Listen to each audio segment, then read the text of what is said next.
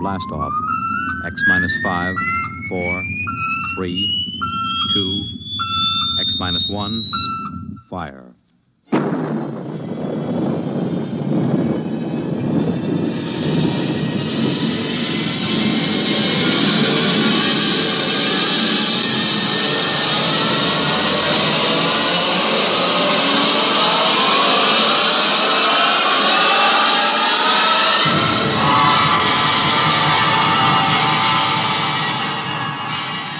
From the far horizons of the unknown come transcribed tales of new dimensions in time and space. These are stories of the future, adventures in which you'll live in a million, could be years, on 1,000 maybe worlds. The National Broadcasting Company, in cooperation with Galaxy Science Fiction Magazine, presents X minus 1.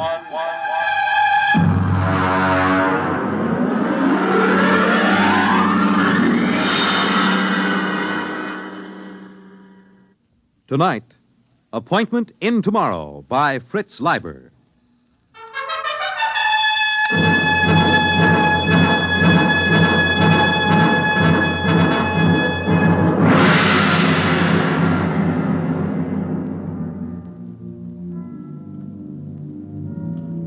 The first angry rays of the sun, which surprisingly enough still rose in the east at 24-hour intervals, pierced the lacy tops of Atlantic combers and touched thousands of sleeping Americans with unconscious fear because of the unpleasant similarity to the ray from World War III's thermonuclear weapons. This was America approaching the end of the 20th century, America of the mask fad for women and the Neo-Cretan dress styles, America of your local radiation hospital, of the endless war and the loyalty detector. In his bedroom in the Thinkers Foundation, George Helmut slept. Calculus to the nucleus, adding a quantum equal to the resultant of G sub 1 prime. Repeating, the quantum... His educational sandman purred learnedly in his ear, droning tensor calculus through the night, filling the hours that used to hold man's formless fears and floating anxieties with the rigid form and anchored shapes of mathematics. Precisely at 8, the sidereal alarm went off. Yeah. Ooh, my head. Oh, shower. 96.8, commence. Under the soothing spray of the body temperature robo-shower, Helmut took a deep breath and cast his mind to the limits of the world and his knowledge. It was a somewhat shadowy vision, but he noted with impartial approval, definitely less shadowy than yesterday morning. Off. Dry blast, commence. Employing a rapid mental scanning technique, he cleared his memory chains of false associations, including those acquired while asleep. He felt the snap of clearing non-thalamic reasoning returning as the brain surged into clear, sharp control. Off. Clothing. Color key 705. He stepped into his clothing, the severe tunic, tights, and sockasins of the modern businessman. He smiled.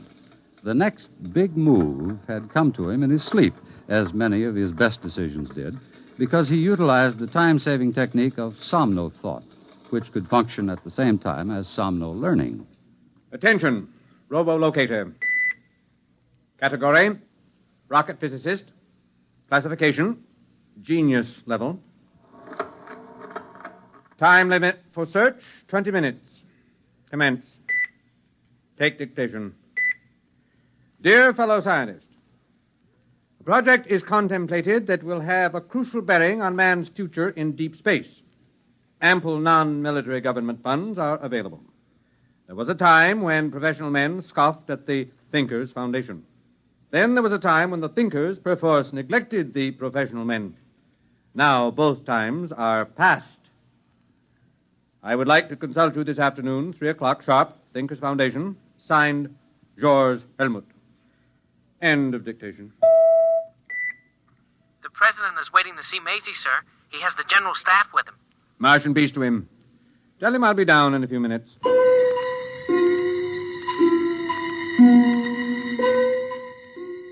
Huge as a primitive nuclear reactor, Maisie, the great electronic brain, loomed over the knot of hushed-voiced men. Its front was an orderly expanse of controls, indicators, telltales, and terminals, the upper ones reached by a chair on a boom. This was the machine with 1,000,000 times as many synapses as the human brain, the machine that remembered by cutting delicate little notches on the rims of molecules. This was the machine that timid cyberneticists and stuffy professional scientists had said could not be built. Yet this was the machine that the thinkers, with characteristic Yankee push, had built and named, with characteristic irreverence, Maisie. Have you the questions for the day, Mr. President? Here, Mr. Helmut. I see.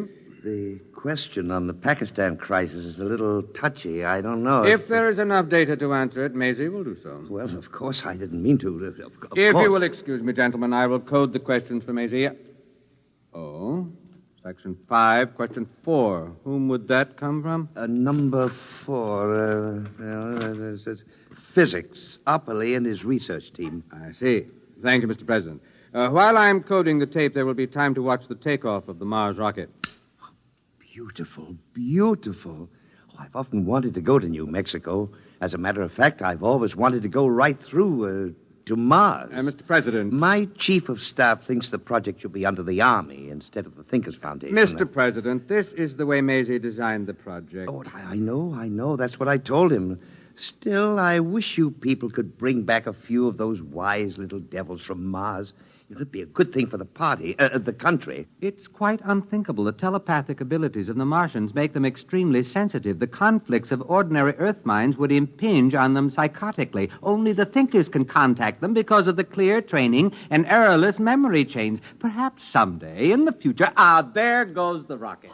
Beautiful, beautiful. I am ready to submit the question tapes to Maisie. Stand back, gentlemen. Oh, well, sorry. And now...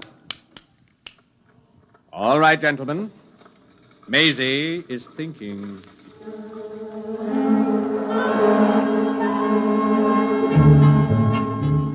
The question tape, like a New Year's streamer tossed out of a high window into the night, sped on its dark way along spinning rollers. Curling with an intricate aimlessness, it tantalized the silver fingers of 1,000 relays, saucily evaded the glances of 10,000 electric eyes, impishly darted down a narrow black alleyway of memory banks, and, reaching the center of the cube, suddenly emerged into a small room where a sweating fat man in shorts sat drinking beer. Here it comes. Get off my lap, honey. I've got work to do. Can it wait? I said get.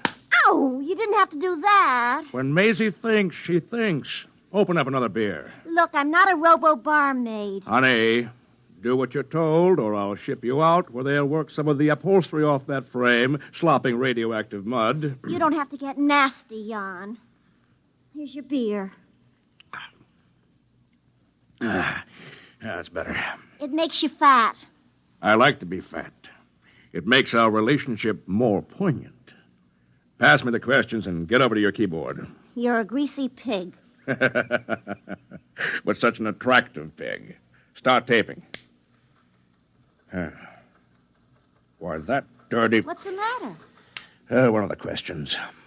Does Maisie stand for male Zell? For what? Male Zell. Does it? Look, you just keep sitting on your brains and let me do the thinking. Tape. Maisie does not stand for male Zell. Maisie stands for amazing, humorously given the form of a girl's name. Who is Maelzel? Edgar Allan Poe. Huh? It's a story. Maelzel's chess player. About an automaton that was supposed to play chess. Poe proved it had a man inside it. Oh, and they want to know if Maisie... They're wrong. Maisie doesn't have a man inside it. Just a lump of conceited lard. You could have hit me with that. Look at my dress. Get me another glass of beer. That must have come from the physics section of the Research Institute. Opperly and that ape Farquhar. Well, we'll look into that. All right, start taping. Question 1. The midterm election vidcast should be spaced as follows.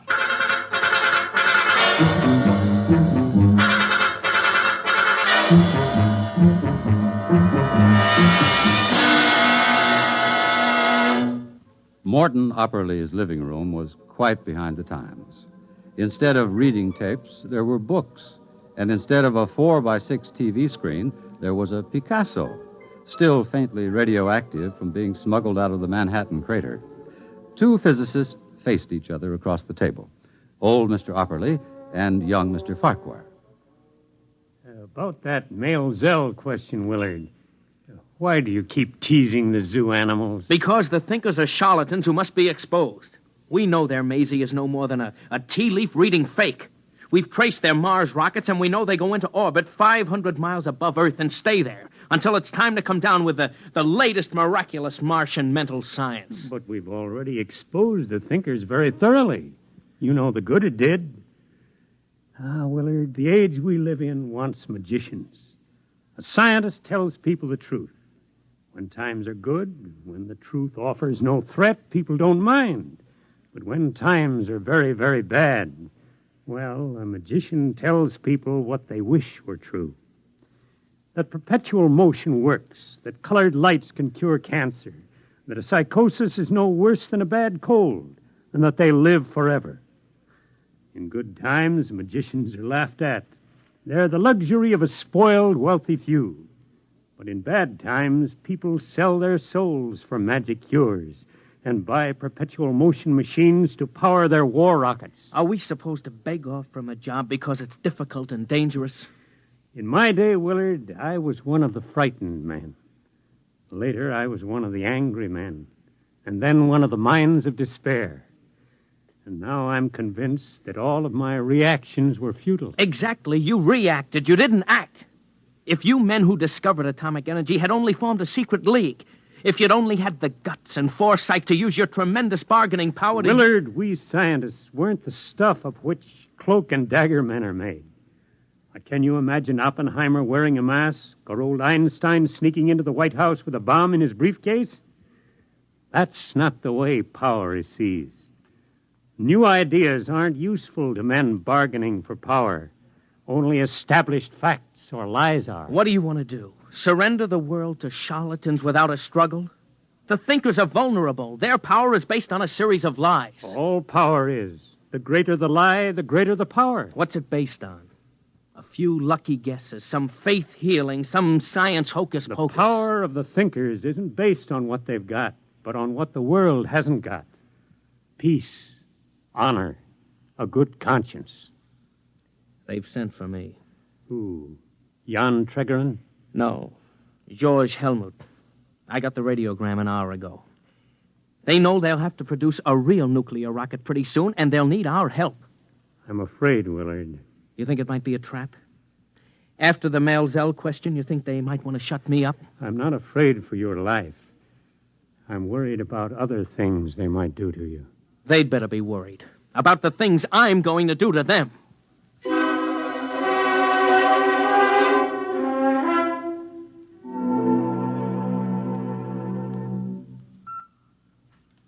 Martian peace to you, Willard Farquhar. You have entered the Thinkers' Foundation.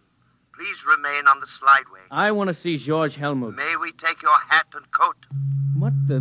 Do not be alarmed. Invisible radiations are slaughtering all the germs in your body, while more delicate emanations are producing a benign rearrangement of your emotions. Claptrap. I can recognize a 14-cycle sonic note when I hear one. Where's Helmut? This way, please. Helmut, cut out all this Swami stuff. Where are you? I'm afraid Mr. Helmut won't be able to meet you, Mr. Farquhar. I'm Jan Tregerin. Perhaps you can have your conversation with me.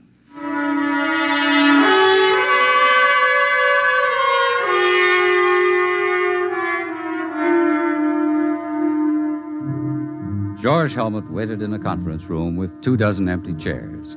He had prepared by 2 hours' rest with the Somno teacher on full volume for this conference, having strengthened his mind by hard years of Somno learning, memory straightening, and sensory training.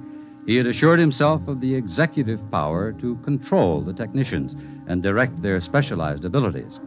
Together, they would have built the true Mars rocket.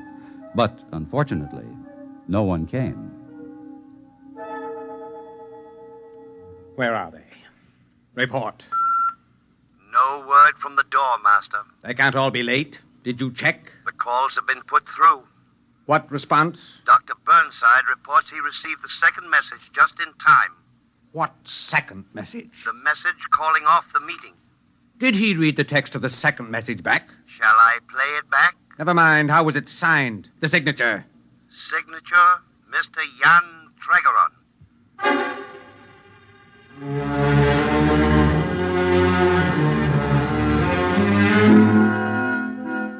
George Helmut dejectedly examined his organizational charts, and then tapping his stylo on the pad, he extended his mental aura, cleared his memory chains of error, accelerated his cerebral processes by the Haber-Gerson process he had practiced for so many years.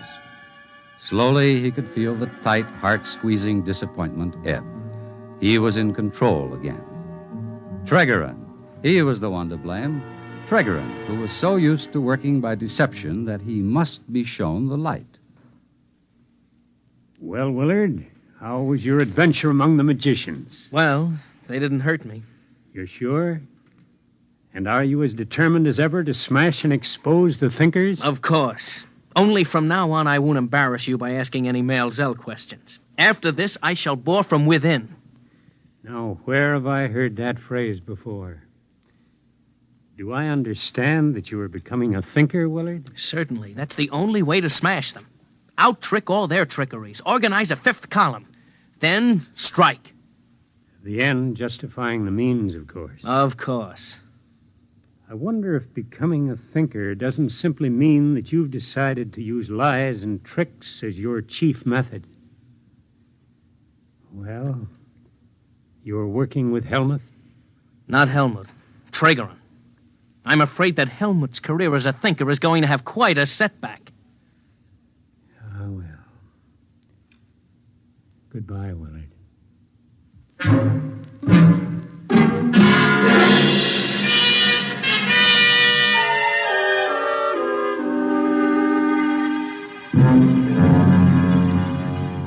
Tregeron, I want to talk to you. Shall I leave? No, please stay. Jan? Stay. You ought to enjoy this. George has that errorless memory chain. Tregeron, you know why I'm here. I don't know. I've been sadly remiss on my precognition and clairvoyance exercise. I've been too busy with other things, other people, other exercises. But I don't need Maisie to guess. You just went ahead and canceled the conference without consulting me. You called it without consulting me. Shouldn't do that sort of a thing, George. I was absolutely sure of my ground, perfectly prepared. I visualized it. The rocket boosting up on chemical power, then setting sail. Sail? Sail? A nuclear reactor rocket? Oh, George, you're fabulous. Yes, sail. Thin streams of nuclear reflecting material and the rocket feeding meson streams behind it. I conceived it all, complete, except for technical details. George, you are a thinker. A real thinker. I know. Now, look here, George. Every man should stick to his trade. Technology isn't ours. You know as well as I do that we're going to have a nuclear spaceship and actually go to Mars someday. Are we? Yes. Just as we're going to have to build an actual Maisie. I helped you organize the thinkers. At least I was your first partner. Our basic idea was that the time had come to apply science to the life of man on a large scale. The only thing holding the world back from this was the ignorance and superstition of the average man and the stuffiness and lack of enterprise of the academic scientists. Their worship of facts, even when the facts were clearly dangerous. Splendid. Splendid. Caddy, get me another beer. I'm filing my nails. All right, all right. Everybody wanted the new world. The trips to Mars, the knowledge of the human brain. All they lacked was the nerve to take the first big step. And that was what we supplied. Here's your beer. There was no time for slow and careful plodding. We couldn't afford to check and double-check. We couldn't wait for the grudging approval of the professionals. We had to use fake stunts, tricks, anything to get over the big point. Once that was done, mankind was headed down the new road. It was easy to just heal the breach with the professionals. and to make good in actuality what had been made good in pretense. Very good. The beer. We built Maisie. We built the Mars rocket. We discovered the wisdom of the Martians. We sold the people and the science the professionals had been too high-toned to advertise or bring into the marketplace. But now that we'd succeeded, it's time to let accomplishment catch up with imagination, to implement fantasy with fact. You suppose I would have gone in with you if I hadn't known that someday we'd actually make what we claimed we had already made? Oh, is that it? Jan, the day's come, and I'm the man. I've prepared myself. Caddy, clear the decks. All right. I know. You just want room to point that fat finger. I want her to stay. All right. George, look, every revolutionary wants to see the big change take place in his lifetime. But time for the second step. George, the average man's exactly where he was 10 years ago when we took over. Except he's got a new god. More than ever, he thinks of Mars as a Hollywood paradise with wise men and yummy princesses, like Caddy here. Do you think I'm yummy, really? Shut up. Maisie is Mama, magnified 1,000,000 times. The professional scientists, they're more jealous and stuffy than ever. All they like to do is turn the clock back to a genteel dream world of square caps and quadrangles. Bravo! I said shut up. George, maybe in 10,000 years we'll be ready for the second big step. Meanwhile, the clever will rule the stupid. The realists will rule the dreamers. George, did you actually think you could have bossed those professionals? Nuclear scientists? Rocket physicists? Oh, now listen to me, boy. They'd have torn you to pieces in 20 minutes, and glad of the chance. George, you baffle me.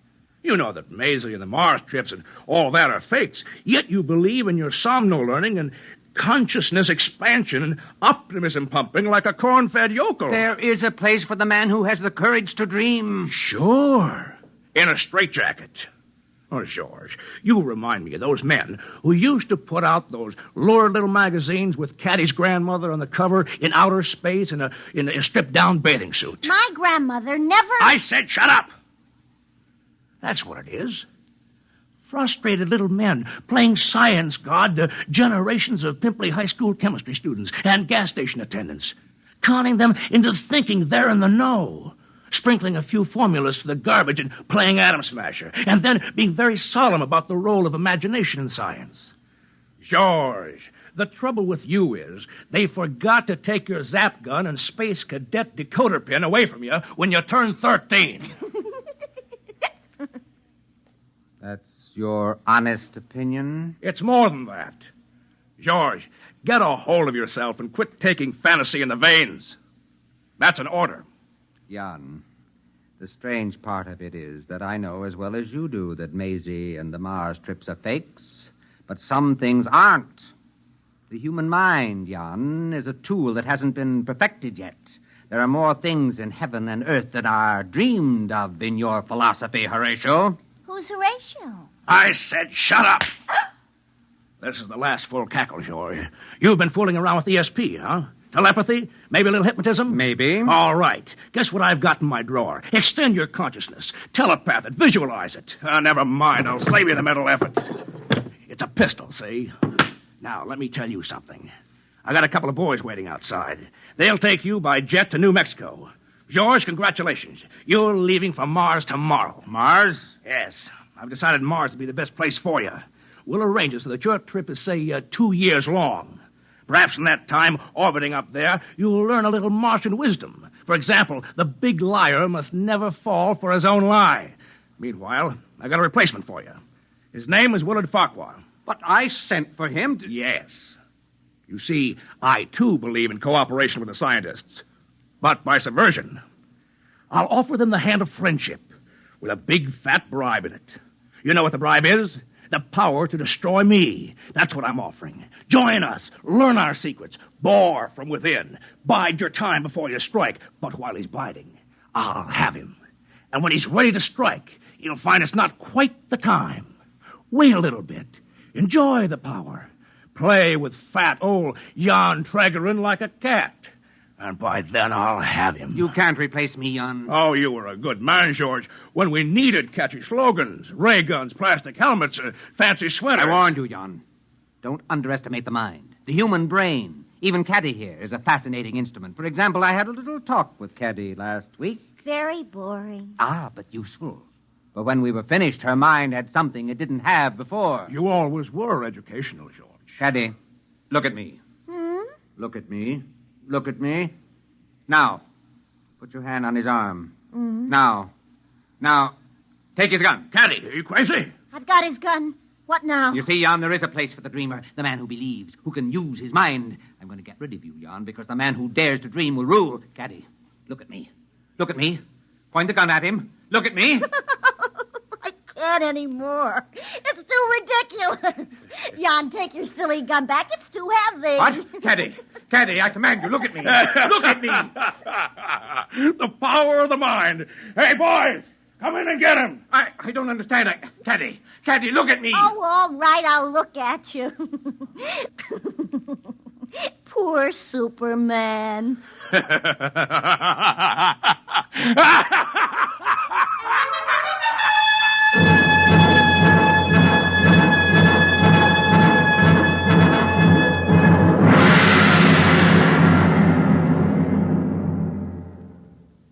You have just heard X-1, presented by the National Broadcasting Company in cooperation with Galaxy Science Fiction Magazine, which this month features You Go by E.C. Tubb, which proves that for pure, chilling horror, nothing can beat cold, hard facts. Galaxy Magazine, on your newsstand today. Tonight, by transcription, X-1 has brought you Appointment in Tomorrow, a story from the pages of Galaxy written by Fritz Leiber and adapted for radio by Ernest Kenoy. Featured in the cast were Ted Osborne, Dean Almquist, Pat Hosley, Bob Hastings, Arthur Hughes, and Charles Penman. Your narrator was Floyd Mack. This is Fred Collins. X-1 was directed by Daniel Sutter and is an NBC Radio Network production.